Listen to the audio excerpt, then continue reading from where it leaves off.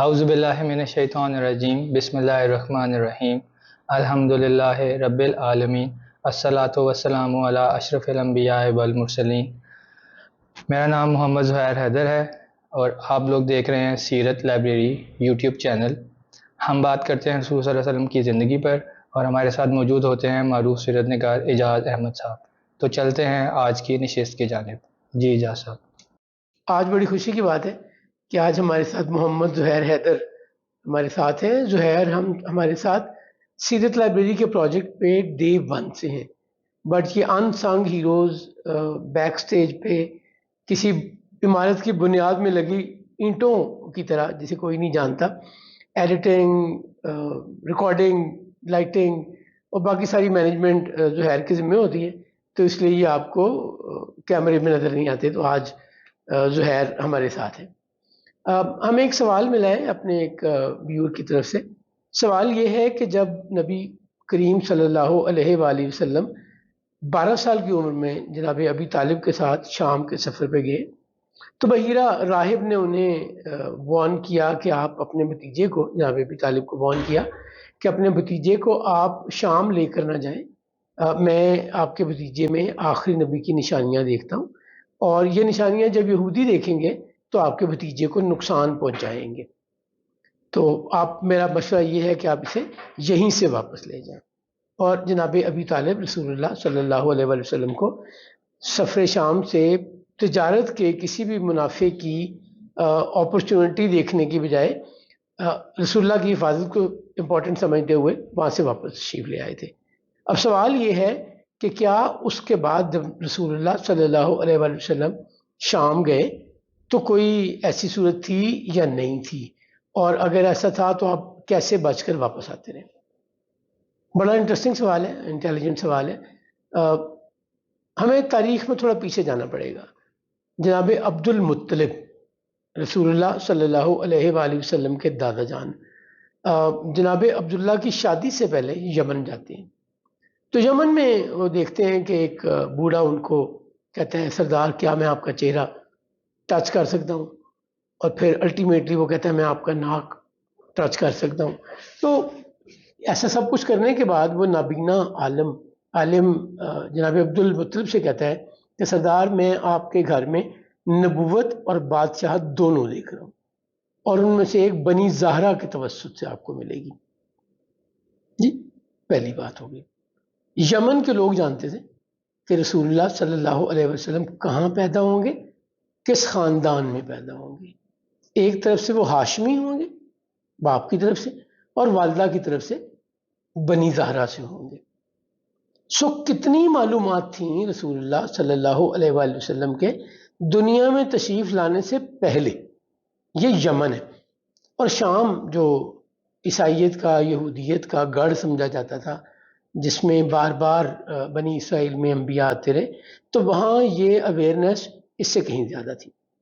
پھر جب جناب عبداللہ ایک تجارتی سفر کے دوران شکار کے لیے جاتے ہیں، تو اس وقت وہب بن عبد مناف سیدہ آمنہ کے والد دیکھتے ہیں کہ ایک بڑا خوبصورت نوجوان ہے اور وہ شکار کے لیے آیا ہے، تو یہودی اس کے پیچھے اس سے قتل کرنے کی کوشش میں ہیں، تو ایک غیر انسانی مخلوق آئی جس نے یہودیوں کو بھگا دیا۔ سیدہ آمنہ بنت وہب کے والد جناب وہب بن عبد مناف شام میں دیکھتے ہیں کہ رسول اللہ صلی اللہ علیہ وسلم کے والد کے پیچھے یہودی ہیں۔ یہودی والد کو پہچانتے تھے، یمن کے لوگ جناب عبد المطلب کو پہچانتے تھے۔ ہم نے جو سرکار کی 20 نسلوں میں بات کی، اس میں آپ کے آباء و اجداد میں کئی لوگ یہ بات کہہ چکے کہ ہماری اولاد میں ایک نبی ہوگا اور وہ اس کائنات کا آخری نبی ہوگا۔ جب حلیمہ سعدیہ کے پاس رسالت مآب صلی اللہ علیہ وآلہ وسلم رضاعت کے دوران رہے ہیں، تو وہاں پہ یہودی پہلے آتے ہیں اور ڈھونڈتے اس چکر میں کہ کہیں مہر نبوت کندھوں کے درمیان مل جائے، جناب حلیمہ سعدیہ آپ کو بچا لیتی ہیں۔ پھر میل آتے ہیں اور وہ حلیمہ کے ہسبینڈ سے یہ پوچھتے ہیں کہ یہ بچہ کس کا ہے، اس کا والد کون ہے؟ تو حارث کہتے ہیں کہ یہ میرا بیٹا ہے۔ وہ پھر پوچھتے ہیں یہ بچہ کس کا ہے؟ حارث کہتے ہیں میرا بیٹا ہے۔ وہ کہتے ہیں اگر یہ یتیم ہوتا تو ہم اسے قتل کر دیتے۔ سیدہ حلیمہ جب سرکار کو ایک منڈی میں لے کے جاتی ہیں تو وہاں پہ ایک یہودی سرکار کو دیکھ کے کہتا ہے کہ یہودیوں دوڑو پکڑو اس بچے کو، یہ تمہیں جڑ سے اکھاڑ دے گا۔ سو یہ تو بے شمار ملتی ہیں باتیں، اور قرآن کریم کی یہ سٹیٹمنٹ کہ یہودی میرے محبوب میرے رسول کو یوں پہچانتے ہیں جیسے اپنے بیٹوں کو پہچانتے ہوں۔ جب جناب ختمی مرتبہ صلی اللہ علیہ وآلہ وسلم جناب ابی طالب کے ساتھ 12 سال کی عمر میں جاتے ہیں شام کے سفر تجارت پہ، تو وہاں پہ جرجیس راہ پہچان لیتا ہے اور کہتا ہے جناب ابی طالب سے کہ میں آپ کے بھتیجے میں آخری نبی کی خوبیاں دیکھ رہا ہوں، میرا مشورہ ہے کہ آپ اسے شام نہ لے کر جائیں، اگر یہودیوں نے پہچان لیا تو اسے نقصان پہنچائیں گے۔ تو ویری نیکسٹ ڈے وہ، یا اس رات کو ہی بلکہ، جرجیس دیکھتا ہے کہ کچھ لوگ آئے ہیں اور وہ رومی ہیں، تو وہ پوچھتا ہے کہ تم لوگ کس خیال میں، کس وجہ سے ادھر آئے ہو؟ تو وہ کہتے ہیں کہ ہمیں پتہ چلا ہے کہ اس کائنات کا آخری نبی اس مہینے سفر پہ نکلا ہے، تو ہم اسے ڈھونڈنے نکلے ہیں، 7 مختلف ٹیمیں ڈھونڈنے نکلی ہیں، وہ جسے ملے گا اسے وہ قتل کر دیں۔ تو جرجیس سے پوچھتا ہے کہ تم میں کوئی زیادہ باخبر یا ذمہ دار آدمی ہے؟ اس سے بات کرتا ہے تو اسے ایک ڈائلاگ بولتا ہے جو یہاں پہ نوٹ کرنے والا ہے۔ وہ کہتا ہے کہ اللہ کے بندے، مجھے ایک بات بتاؤ، اگر اللہ اس کائنات کا مالک کسی بات کا ارادہ کر دے تو کوئی اسے روک سکتا ہے؟ تو رومی جواب دیتا ہے اللہ کو کوئی نہیں روک سکتا۔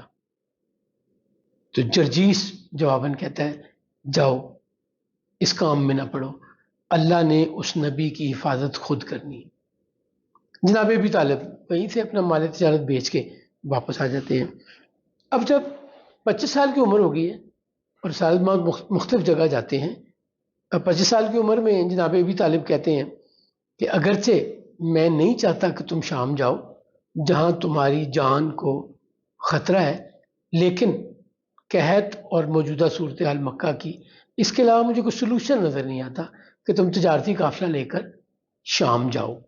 سو جناب ابی طالب کو ابھی بھی ڈر ہے کہ رسالت میں آپ شام جائیں گے تو نقصان نہ پہنچے۔ یہ اٹیمپٹس یا یہ چیزیں ساری زندگی ہوتی رہیں۔ یہودی یا مخالفین رسالت میں آپ صلی اللہ علیہ وسلم کو مختلف موقعوں پر نقصان پہنچانے، قتل کرنے کی کوشش کرتے رہے۔ جب سرکار ختمی مرتبہ مدینہ منورہ ہجرت کر کے تشریف لے گئے اور بنی نضیر کے پاس ایک دیت کے سلسلے میں گئے، تو بنی نضیر کے لوگوں نے کیا سوچا؟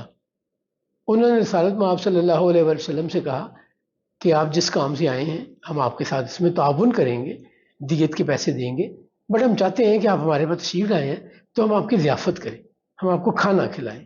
جیسے ہمارے یہاں کوئی مہمان آئے تو ہم کوشش کرتے ہیں ہم اس کی خدمت کریں، کھانا کھلائیں، اسے یہ خیال دیں کہ تم ہمارے بڑی قدر والے ہو۔ تو بنی نضیر نے بھی یہی ظاہراً کہا اور پلان کیا کیا کہ دیوار کے ساتھ بٹھایا رسالت مآب کو کہ ایک شخص اوپر سے جا کے بھاری پتھر رسول اللہ صلی اللہ علیہ وسلم کے اوپر پھینک دے اور آپ کچلے جائیں، آپ قتل کر دیے جائیں۔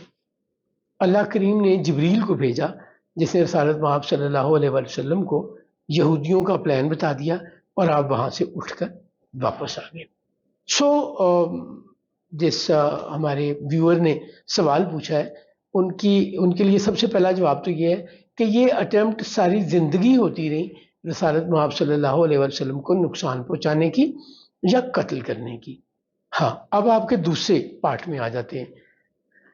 آج سے 1400 سال پہلے تاریخ نے جو کچھ ریکارڈ کیا، ہم مجبور ہیں اس ریکارڈ میں رہنے کے۔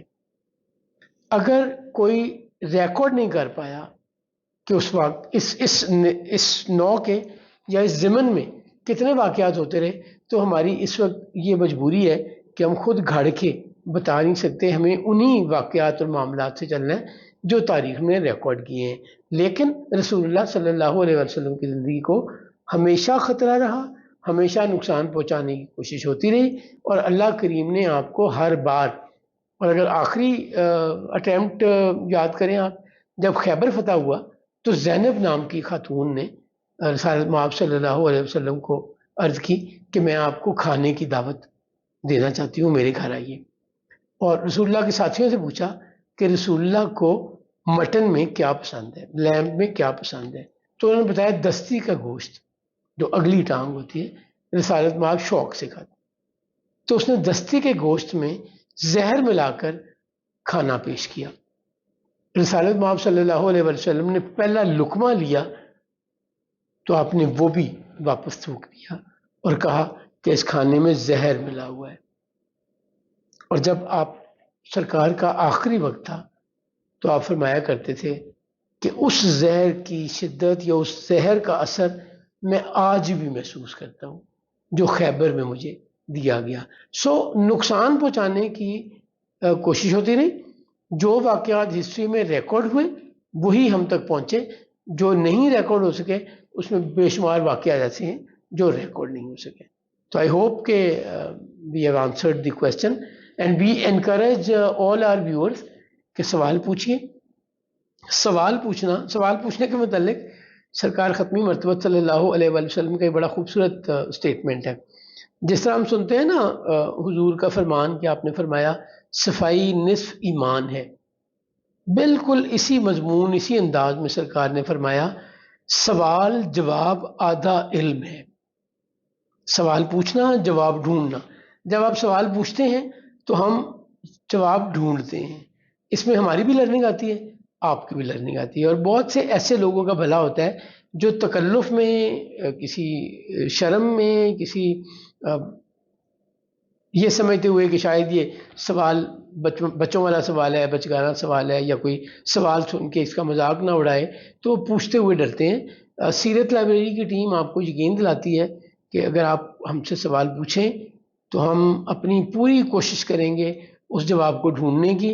اگر ہمیں وہ جواب معلوم ہوا تو آپ سے شیئر کریں گے، اگر نہیں معلوم ہوا تو یقیناً ڈھونڈیں گے، کسی عالم سے پوچھیں گے، کسی بک کو دیکھیں گے، کہیں نہ کہیں اس کا جواب ضرور ملے گا اور ہم آپ سے شیئر کریں گے.